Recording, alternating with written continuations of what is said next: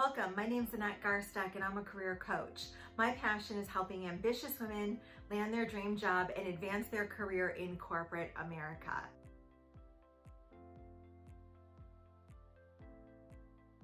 So today we are talking about another resume mistake you could be making that's holding you back. This is the third video in the series. I'll go ahead and link the playlist above so you can catch up.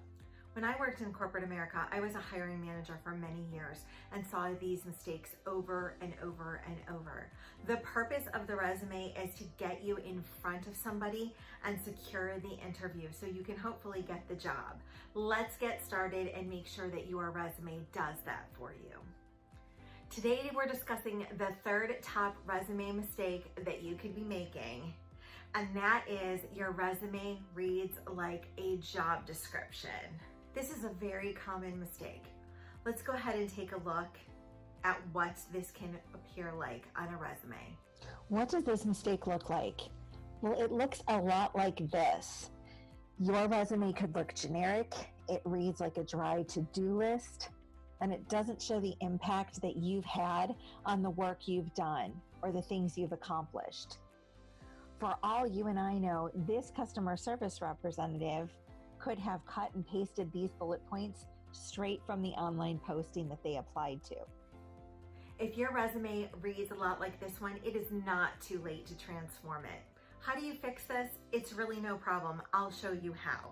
Before I do that though, I'd like to walk you through this myth that I keep hearing when applying for jobs, and it has to do with your resume. I've heard this from countless people, and let's just break it down. Maybe if we think through it together, it will completely make sense why it's not the right thing to do to get you the job. So this myth that I hear is I should go ahead and copy and paste the job description that I'm applying for. I should paste it into my resume copy somewhere, usually at the end. I'm gonna highlight that, put it in 6-point white font, and it's going to be in my resume, but the hiring professional won't be able to see it.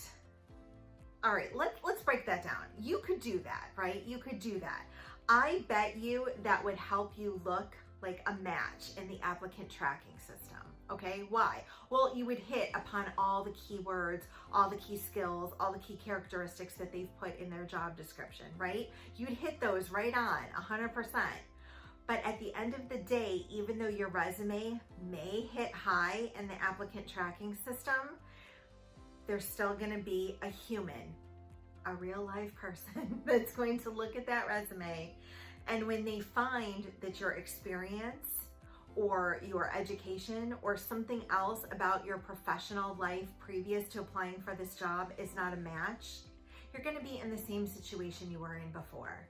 So why try and flub through the applicant tracking system when you could actually update your resume and have it be truly who you are, reflect your skills, reflect your talents, and that is what will get you the job.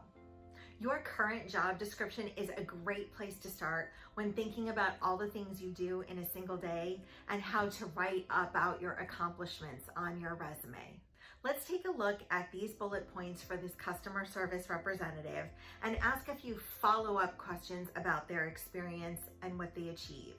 If I were hiring a customer service representative, and I have hired lots in my lifetime, what would I want to know about the job candidate? What would you want to know about the job candidate?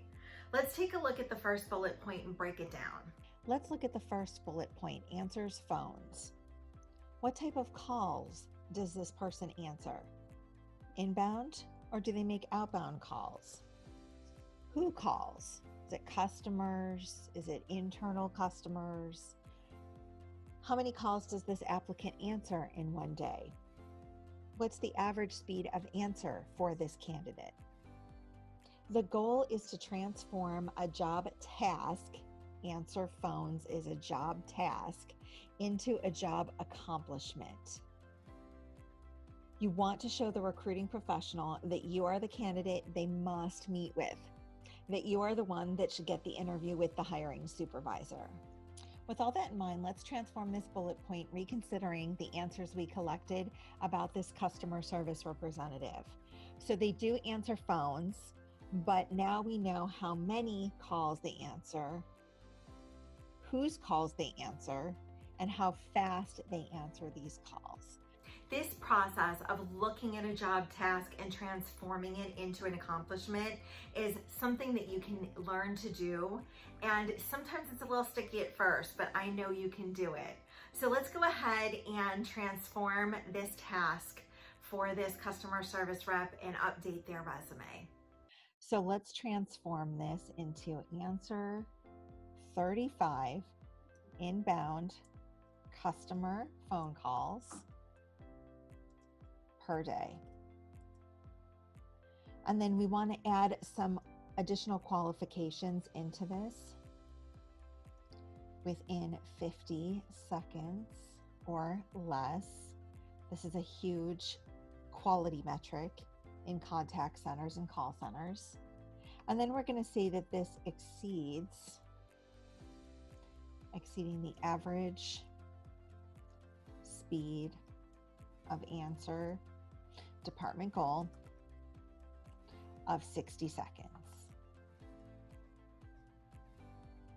So now we know the results of the customer service representative that's applying for the job, and we also know how they measure up against the department average.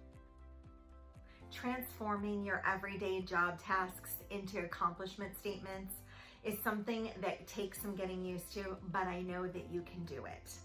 Here are some easy steps for you to think about while you're trying to transform yours. Use the job task as inspiration, just like we used answering phones as inspiration.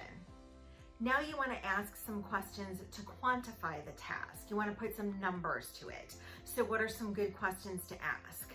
I like how many, who, how often, how fast, what is the goal, and how do I compare to the goal? After you have used the task as inspiration and you've asked the important questions to quantify your accomplishment, now you're going to rewrite the bullet point. You'll repeat this process over and over until you transform your resume. Let's take a look at the transformed resume of this customer service rep and their job accomplishment section. Let's take a look at how I was able to transform the resume in general using this particular customer service representative job description that we saw before. I was able to consolidate some bullet points from before, group like things together, talk about some competency this customer service representative shows in certain programs, UPS online tools, Salesforce. Software proficiency is a #1 skill that hiring managers want to see on your resume. Now that you're making changes, you might want to check out my free guide on how to prepare your social media platforms for your job search. It's super easy to download it. Just go to bit.ly/Annette Garsteck, and that's bit.ly/Annette Garsteck. I know there is so much to do when you are looking for a new job. Looking for a new job truly is a life-changing event. You don't have to go through those changes alone if you don't want to.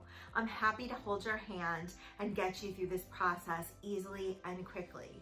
If you want to sit down with me, I offer a free consultation. Go ahead to my website. It's bit.ly/Annette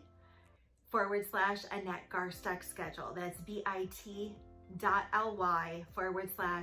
Garsteck schedule. Come up with 20 minutes in your schedule, and I'm sure that we can agree on how to make this process easier for you. If you want to check out the rest of the videos in this resume mistakes series, go ahead and click above. I've linked them for you. I also will make sure that all the other links we talked about today are in the description box below. Please let me know in the comments below if your resume was a collection of just job tasks or just reads like a job description. How do you feel about changing it now? I think that you can do this and help land your dream job so much easier. I'd love to hear if you have any questions about writing your resume, interviewing for jobs, or job searches, general questions. Put them in the comments for me. I'd love to hear if you have any questions about rewriting your resume, searching for a job, or changing careers in the comments below. If you found these ideas to be helpful, please like my video, subscribe to my channel, and don't forget to hit the bell. That way you'll be notified whenever I upload new videos. I can't wait to see you next week. Have a good day.